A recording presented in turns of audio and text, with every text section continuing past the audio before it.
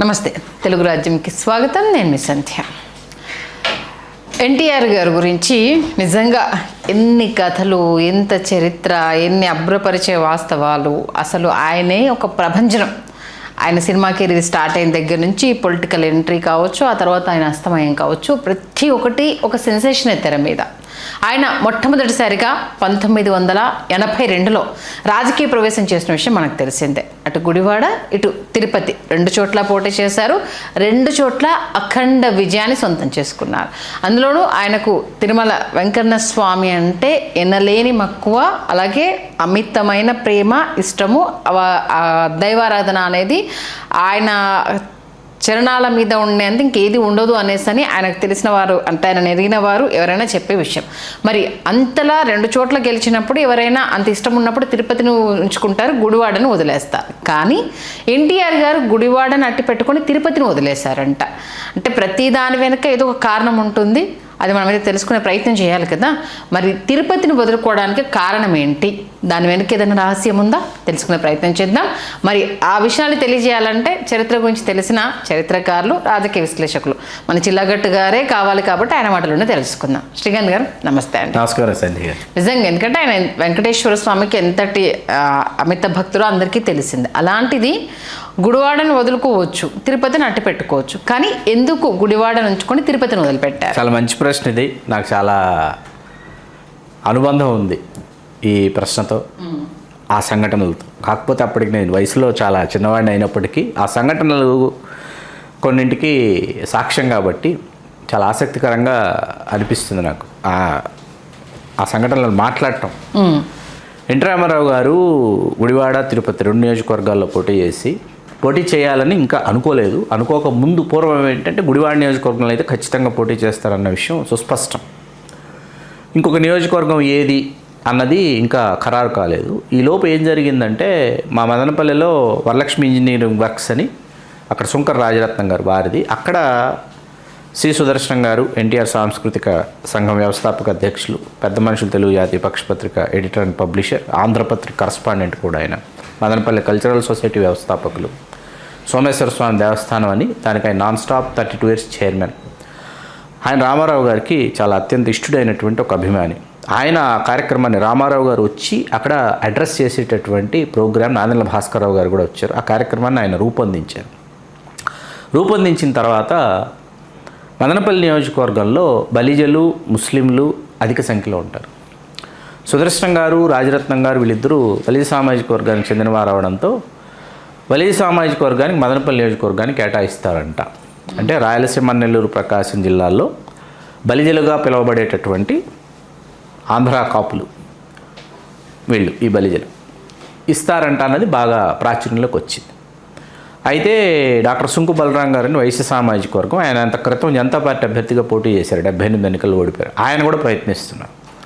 బలిజలు, వైశ్యులు వీళ్ళు వెళ్ళి ప్రయత్నిస్తున్న సందర్భంలో మీకు అప్పుడు మదనపల్లె మున్సిపల్ చైర్పర్సన్ ఎవరైతే ఉన్నారో వారు గంగవరం వెంకట సుబ్బారెడ్డి గారిని, సాక్షాత్తు మన హీరో విక్టరీ వెంకటేష్ గారి మామగారు, అక్కడ కమ్మవారి రెడ్డి అని పెట్టుకుంటారు ఆ ప్రాంతంలో. వారి అర్ధాంగి శ్రీమతి ఉషమ్మ గారు, ఆవిడ కృష్ణా జిల్లా ఆడపెడుచు, స్వయాన మనకు మాజీ మంత్రివర్యులుగా చేసిన, ప్రస్తుతం కైకలూరు శాసనసభ్యులుగా ఉన్న డాక్టర్ కామినేని శ్రీనివాస్ గారు అక్కయ్య గారు. ఓకే. ఆవిడ మా మదనపల్లె కోడలు. ఆవిడ ఏంటంటే అప్పటికి ఆవిడ కుటుంబంలో ఆవిడ బావగారు గంగవరపు వెంకటనారాయణ రెడ్డి గారిని ఆయన ఎమ్మెల్యే అయి ఉన్నారు. 78 ఎన్నికల్లో ఆయన అయ్యారు, ఇందిరా కాంగ్రెస్. కుటుంబంలో ఒకరు అయ్యారు కాబట్టి ఆ పవర్ ఎలా ఉంటుందో తెలుసు కాబట్టి మా ఆయన కూడా ఎమ్మెల్యే అయితే బాగుంటుందని ఆవిడ ఆశించారు. ఓకే. ఆశించి మీకు ఇప్పుడు రాష్ట్రంలో అండి కమ్మ సామాజిక వర్గంలో ఒక కుటుంబం ఫోటో తీసుకోవాలంటే కొన్ని నెలలు పడుతుంది. ఆ కుటుంబానికి చెందినటువంటి వ్యక్తి ఉషమ్మ గారు. ఈ కుటుంబంలో బోడ బుల్రామయ్య గారు వస్తారు, తణుకు పుల్పడి హరిశ్చంద్ర ప్రసాద్ గారి కుటుంబం వస్తుంది, మొన్న పరంపదించిన కావూరు సాంబశివరావు గారు వస్తారు, గోల్డ్ స్పాట్ మూర్తి గారు వస్తారు. ఇంతమంది వస్తే కానీ ఆ ఫ్యామిలీ ఫోటో ఫిల్ అవ్వదు. అట్లాంటి ఒక ఫ్యామిలీ అనమాట ఇది. అంత అన్ని రిలేషన్స్. ఇప్పుడు కొవ్వూరు ఎమ్మెల్యే చేశారు పెండ్యాల వెంకటకృష్ణారావు గారు అని చెప్పేసి. ఆ పెండ్యాల వెంకటకృష్ణారావు గారు ఈ పెండ్యాల లచ్చిబాబు అంటారు. పెండ్యాల వెంకటకృష్ణారావు గారు కూడా ఉషమ్మ గారికి వరుస కల్లుడు అవుతారు. ఇట్లాంటి ఒక కుటుంబం అనమాట. ఆవిడ ఏం చేశారంటే ఆవిడ హైదరాబాద్ వచ్చి పార్టీ పెద్దల్ని కలిసి నాదెండ్ల భాస్కరరావు గారిని కావచ్చు, ఉపేంద్ర గారు కావచ్చు, కమ్మవాళ్ళు పెట్టినటువంటి పార్టీలో కమ్మవాళ్ళకి సీట్లు ఇవ్వకుండా ఎవరెవరికో సీట్లు ఇస్తున్నారంట అని అన్నారు. ఓకే. అనేటప్పటికీ ఇది కొంచెం రామోజీరావు గారికి, వీళ్ళకి, భాస్కరరావు గారికి, ఉపేంద్ర గారికి కొంచెం గట్టిగా తగిలిన తర్వాత మరి ఏంటి అక్కడ సమీకరణాలు ఏంటి, మేము చూస్తే బలిజలు ముస్లింలు ఇట్లా కనిపిస్తుంది. అది అంటే ఈ రాటకొండ, గంగవరపు రెండు కుటుంబాలు, రెండు కమ్మ సామాజిక వర్గానికి చెందిన కుటుంబాలు అక్కడికి వచ్చి స్థిరపడినటువంటి కుటుంబాలు, పూర్తిగా ఆంధ్ర ప్రాంతానికి చెందినటువంటి కుటుంబాలు. గంగవరం కానీ రాటకొండ కానీ పాత ప్రకాశం జిల్లా, ప్రస్తుతం కొంత నెల్లూరులోకి వెళ్ళింది, కొంచెం గుంటూరులో ఉంది. అక్కడి నుంచి వీళ్ళు ఇక్కడికి వచ్చారు. వీళ్ళు ఒక 5 కుటుంబాలు, వాళ్ళు ఒక 5 కుటుంబాలు అన్నది తీసుకుని వీళ్ళు ఏం చేశారంటే వీళ్ళ దృష్టిలో అభిమానులకి ఎవరెవరికైతే స్థానాలు కేటాయించాలో ఆ స్థానాలు కేటాయించేటటువంటి జాబితాలో సుదర్శనం గారి పేరు మదనపల్లి అని వాళ్ళు రాసుకున్నారు. రామోజీరావు గారు కాకుండా నాదెండ్ల భాస్కరరావు గారు, పర్వతనేని ఉపేంద్ర గారు ఇద్దరూ రాసుకున్నారు. ఓకే. రామోజీరావు గారు లెక్కలు ఎలా ఉండేవంటే ఆయన శేఖర్ గారిని, సత్యనారాయణ గారిని, కొంతమంది జర్నలిస్టులు, ఆయన రామోజీరావు గారి ముఖ్యోద్యోగులు అనుకోండి, వాళ్ళతో ఆయన కొన్ని నివేదికలు తెప్పించుకొని రామోజీరావు గారికి ఏంటంటే అభ్యర్థిని ఖరారు చేయాలంటే రైస్ మిల్ ఉందా, సినిమా హాల్ ఉందా, హోటల్ ఉందా, వైన్ షాపులు ఏమైనా ఉన్నాయా, wine shop least priority, restaurant అలాంటిది ఏమైనా ఉన్నాయా, ఇట్లాంటివి వేసుకునేవాడు. ఆ తర్వాత జాబితాలో డాక్టరు, లెక్చరరు, లాయరు ఇవి రాసుకునేవాళ్ళు. మీకు అర్థమవుతుంది కదా. రాసుకుని దీంట్లో నుంచి ఒకరిని, దాంట్లో నుంచి ఒకరిని, దాంట్లో నుంచి ఒకరిని పిక్ చేసేవాళ్ళు. ఇది రామోజీరావు గారి స్టైల్.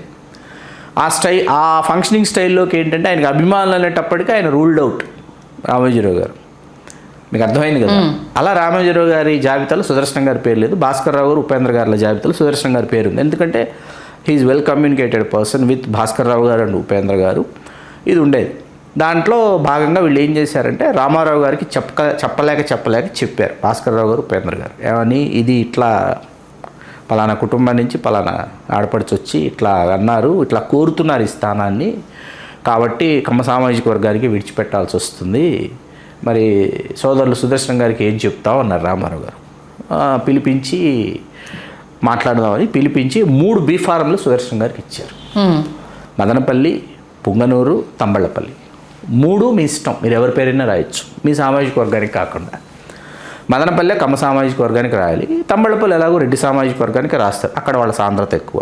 పుంగనూరు వెనుకబడిన తరగతులకు విడిచిపెడదాం అని. అప్పుడు ఒక బస్ కండక్టర్ అయినటువంటి బగ్గిడి గోపాల్ గారు సుదర్శనం గారిని కలిసి, సుదర్శనం గారి ద్వారా పార్టీ పెద్దల్ని కలిసి, నేను మీ అభిమానిని, నాకు అవకాశం ఇస్తే పోటీ చేస్తానని చెప్పి బస్ కండక్టర్ పేరు బగ్గిడి గోపాల్ గారి పేరు సుదర్శనం గారే ప్రపోజ్ చేశారు. ఓకే. అట్లా బగ్గిడి గోపాల్ గారు. ఆ తర్వాత మదనపల్లి.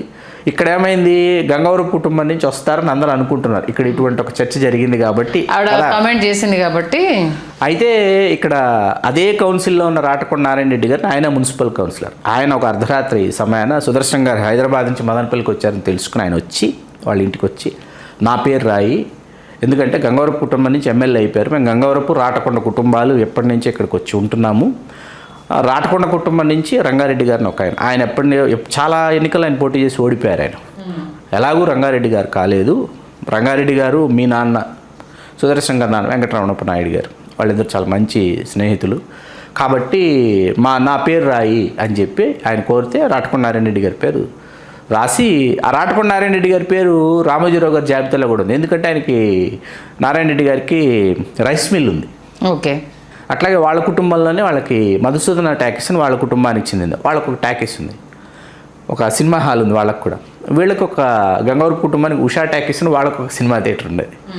ఈ సినిమా థియేటరు, రైస్ మిల్లు ఇవి క్రైటీరియాగా తీసుకుని రాటకొండ నారాయణ రెడ్డి గారు మున్సిపల్ కౌన్సిలర్ రాసేసారు. అది ఉమాశంకర్ రెడ్డి గారు తంబళ్ళపల్లి. సరే, బగ్గిడి గోపాల్ గారు గెలిచారు, రాటకొండ నారాయణ రెడ్డి గారు గెలిచారు, ఉమాశంకర్ రెడ్డి గారు త్రిముఖ పోటీలో ఓడిపోయారు. టిఎన్ శ్రీనివాసరెడ్డి గారు ఆయన గెలిచారు, ఇండిపెండెంట్ గెలిచారు. అప్పుడు అయిపోయింది. ఇది జనవరి 9 ఎన్టీ రామారావు గారు ఆంధ్రప్రదేశ్ రాష్ట్ర ముఖ్యమంత్రిగా ప్రమాణ స్వీకారం చేశారు. ఓకే. సుదర్శనం గారిని బాధించిన అంశం ఏంటంటే, మొత్తం ఉమ్మడి చిత్తూరు జిల్లా 15 నియోజకవర్గాలు 3 ఎస్సీ రిజర్వ్డ్ పోతే, నగిరి ఈవి గోపాలరాజు గారు క్షత్రియులు పోతే, పుంగనూరు బగ్గిడి గోపాల్ గారు వెనుకబడిన తరగతులు వదిలేస్తే 6 రెడ్డి సామాజిక వర్గం, 4 కమ్మ సామాజిక వర్గం, ఎన్టీ రామారావు గారితో కలిపి. ఓకే. ఈ జిల్లాలో, ఇంత పెద్ద జిల్లాలో బలిజలకు అవకాశం లేదా అన్నది సుదర్శనం గారిని ఎక్కువ బాధించింది. జనవరి 22 సాయంత్రం ఎవరైనా సాయంత్రం పెడతారు, ఏది సామాజిక సమావేశాలు, కుల సంఘ ఈయన రాత్రి 9 గంటలకు పెట్టారు. ఈయన ఓకే, ఎన్టీఆర్ గారు సుదర్శన్ గారు పెట్టారు. జనవరి 22 రాత్రి మదనపల్లె శ్రీ ప్రసన్న వెంకటరమణ స్వామి దేవస్థానంలో రాత్రి 9 గంటలకి బలిజ యువజన సంఘం ఓకే సమావేశం, మన సమస్యలు చర్చించుకున్నట్టుకుని ఒక కరపత్రం వేసి పంచిపెట్టారు. 100 మందో 200 మందో 300 మందో వస్తారేమో అని ఆయన అనుకున్నారు. అందరూ కలిసి కూర్చుని కాసేపు మాట్లాడుకుందంటే 1000 మంది వచ్చారు. ఓకే, ఆ టైంలో ఆ సమయంలో 1000 మంది వస్తే రాత్రి 1 గంట వరకు చర్చ జరిగింది. వార్తలు రాసి ఆంధ్రపత్రిక కరస్పాండెంట్ కదా, పొద్దున ఈయన వార్త రాసి ఈయన పంపిస్తే ఇవాళ మీకు సంఘటన జరిగి మీరు వార్త రాసి పంపించిన 3వ రోజు 4వ రోజు వార్తలు వచ్చేవి ఆ రోజుల్లో ఏది దినపత్రికలో. ఈయన ఆంధ్రపత్రిక రాసి పంపించారు. ఈ ఆంధ్రపత్రిక దినపత్రికలు చిత్తూరు జిల్లాలో బలిజలకు అవకాశం లేదా, మదనపల్లిలో ఇట్లా సమావేశం బలిజ యువజన సంఘం సుదర్శనం ఇన్ని వచ్చేసాయి. ఇది రాజమండ్రిలో ఉంటున్నటువంటి మిరియాల వెంకటరావు గారిని ఈ వార్త చాలా ఆకర్షించింది. ఓకే, ఎవరు ఆద్యుడు బాధ్యుడు కాపునాడు వ్యవస్థాపకుడైన మిరియాల వెంకటరావు గారిని విపరీతంగా ఆకర్షించింది. ఈయన ఏం చేశారు మిరియాల వెంకటరావు గారు, ఈ సుదర్శనం ఎవరు? అప్పటికి మిరియాల వెంకటరావు గారు రావటం, సుదర్శనం గారు కలవటం ఇవన్నీ 79, 80లో ఒకసారి జరిగింది. తిరుపతి, మదనపల్లి వచ్చారు, చిత్తూరు వెంకటరావు గారు. అసలు ఎవరు ఏంటి అని మొత్తం ఆరా తీసి అప్పుడు సుదర్శనం గారి ఇంట్లో కాకుండా సుదర్శనం గారి అన్నయ్య గారి ఇంట్లో చిల్లగట్ల లక్ష్మణ గారి ఇంట్లో టెలిఫోన్ ఉండేది. ఆ పీపీ నంబర్ తెలుసుకుని అక్కడికి ఫోన్ చేసి సుదర్శనం గారిని పిలిపించుకుని అర్జెంటుగా నేను హైదరాబాద్కి మీరు ఏమైనా వస్తున్నా, నేను హైదరాబాద్లో ఉంటున్నానని హైదరాబాద్కి పిలిపించుకొని మాట్లాడి తిరుపతిలో ఒక సమావేశం ఏర్పాటు చేయండి. ఓకే, సామాజిక వర్గ సమావేశం తిరుపతిలో ఏర్పాటు చేస్తే మనం తిరుపతిలో మంచి సమావేశం ఏర్పాటు చేద్దాం, ఏదైనా ఒక గొప్ప వ్యక్తికి సన్మానం చేద్దాం, ఇట్లా ఏదో కార్యక్రమం రూపొందించారు. చిత్తూరు, కడప, అనంతపురం, కర్నూలు, అప్పుడు మిద్దె శాంతరాముడు గారు, వర్ధంశెట్టి రాజారాం గారు, వీళ్ళందరూ, పసుపులేటి విజయ్ కుమార్ నాయుడు గారు నెల్లూరులో ఉన్నారు. ఆయన చిత్తూరు నుంచి చాలామంది అంటే మనం ఒక 100 పేర్లు చెప్పచ్చు. ఈ ఎం వెంకటరమణ గారు, ఆ తర్వాత తిరుపతికి శాసనసభ్యులు చేసిన ఎం వెంకటరమణ గారు, చదలవాడ కృష్ణమూర్తి గారు, వీళ్ళందరూ కూడా అనమాట. వీళ్ళందరితో ఒక సమావేశం, ఉదయం నుంచి మధ్యాహ్నం దాకా భోజనాలు, సమావేశం అంతా జరిగింది. పి పుల్లయ్య గారు చాలా గొప్ప దర్శకులు, వెంకటేశ్వర మహత్యం, ఎన్టీ రామారావు గారు వెంకటేశ్వర మహత్యం తీసిన పి పుల్లయ్య గారు, ఆయన ఈ సామాజిక వర్గం, ఆయనకి సన్మానం ఇన్ని అయిపోయిన తర్వాత ప్రెస్ మీట్ జరుగుతుంటే ఎన్టీ రామారావు గారు మన ముఖ్యమంత్రి అయ్యారు, 35 సంవత్సరాల కాంగ్రెస్ పార్టీని అంతమొందించి, ఆ పాలనకు అంతమొందించి ఒక సరికొత్త పార్టీకి శ్రీకారం చుట్టి దాన్ని అధికారంలోకి తీసుకొచ్చారు. These words by Miriyala Venkatarao గారు. ఓకే, కాబట్టి మేము గతంలో తెలియజేసినట్టు మేము 1979, 80లోనే ఈ ప్రాంతం అంతా పర్యటించాం. తిరుపతిలో ప్రథమ వరుసలో బలిజలు ఓటర్లుగా ఉన్నారు. కాబట్టి ఎన్టీ రామారావు గారు తిరుపతి స్థానాన్ని విడిచిపెట్టి ఈ స్థానానికి రాజీనామా చేసి ఈ స్థానాన్ని బలిజలకు కేటాయించాలని కోరుకుంటున్నామని press meet. Okay, this demand by not request, demand by Miriyala Venkatarao గారు. మీకు దీనికి కార్యకారణ సంబంధం అంటారు. ఆ కార్యకారణ సంబంధం మదనపల్లికి సుదర్శనం గారికి కేటాయించకపోవడం అనేది ఇక్కడ తిరుపతి అవకాశం తీసుకోవడానికి. తిరుపతి పరిస్థితి ఏంటి, అప్పటిదాకా బలిజలు ప్రాతినిధ్యం వహించలా.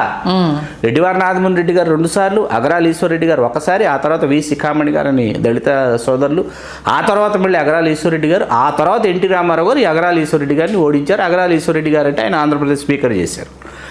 ఎన్టీ రామారావు గారు హతాశులు అయిపోయారు.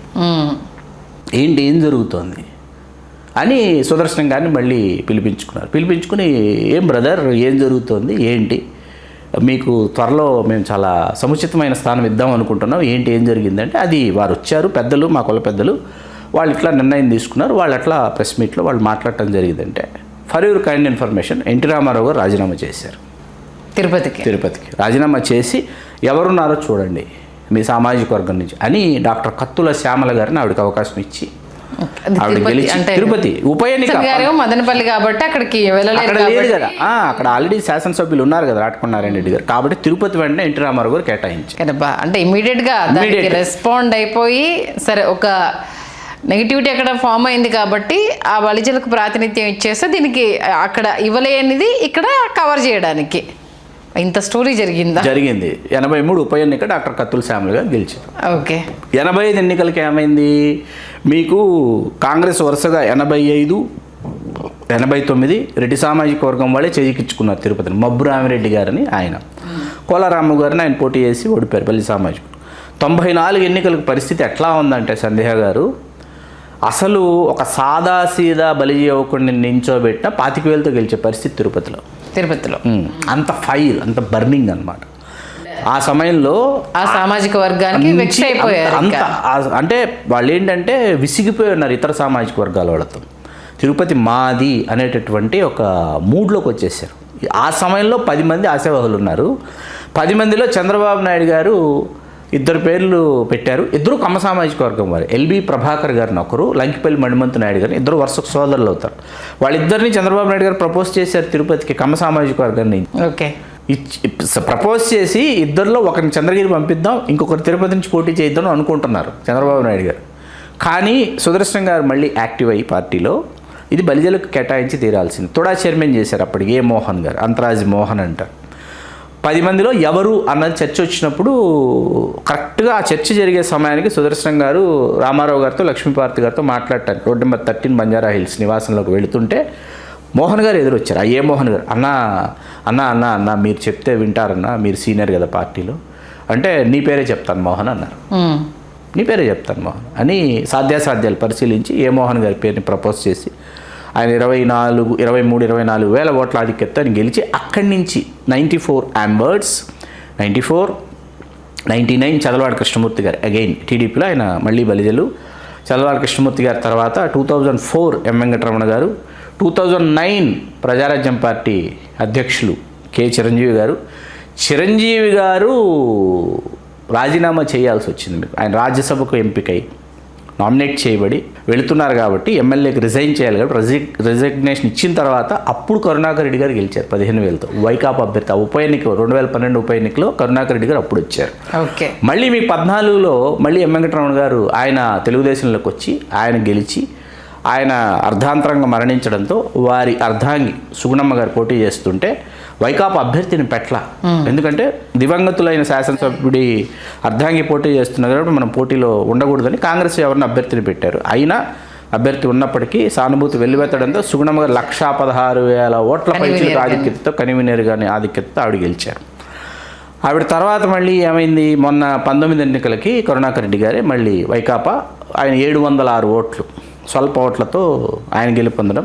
ఫుల్ టర్మ్ కరుణాకర్ రెడ్డి గారు ఆయన జీవితంలో ఒక కళా కోరిక ఫుల్ టర్మ్ తిరుపతికి శాసనసభ్యుడిగా చేయాలన్నది నెరవేర్చుకున్నారు.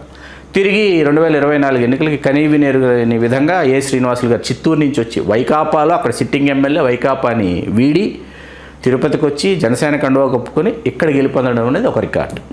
అది తిరుపతి అలా బలిజల ఖాతాలో తిరుపతి రావడానికి మిర్యాల వెంకట్రావు గారు, సి సుదర్శన్ గారు వేసినటువంటి ఒక పునాదన్న విషయం చాలామంది ఇప్పుడు తరం వాళ్ళకి. మదనపల్లి టికెట్ ఇచ్చేసి ఉండుంటే వదులుకోవాల్సిన అవసరం ఉండేది కాదు. కానీ అక్కడ ఆ మదనపల్లి మిస్ అయిపోయింది అన్నదానికన్నా మా సామాజిక వర్గం తెర మీదకి రావాలని సుదర్శన్ గారు చేసిన ప్రయత్నం, దానికి మిర్యాల వెంకట్రావు గారు వెనకాల ఉండి నడపడము అనేది నిజంగా అంటే ఒక సామాజిక వర్గానికి ఒకరికొకరు ఎలా కాపు కాసుకోవచ్చు అన్న విషయాన్ని చాలా చక్కగా తెలియజేశారు. ధన్యవాదాలు శ్రీకాంత్ గారు. ధన్యవాదాలు సంధ్య గారు. హలో, తెలుగు రాజ్యం ఛానల్ చూస్తున్నారా? సామాజిక రాజకీయ జీవన చిత్రణే తెలుగు రాజ్యం. అతిశయోక్తులు అసత్యాలు ఉండవు. రాజకీయ కోణం కాదు, ప్రజా కోణమే కొలబద్ద. తెలుగు రాజ్యం వీక్షణ మీ ఉత్తమ అభిరుచికి నిదర్శనం.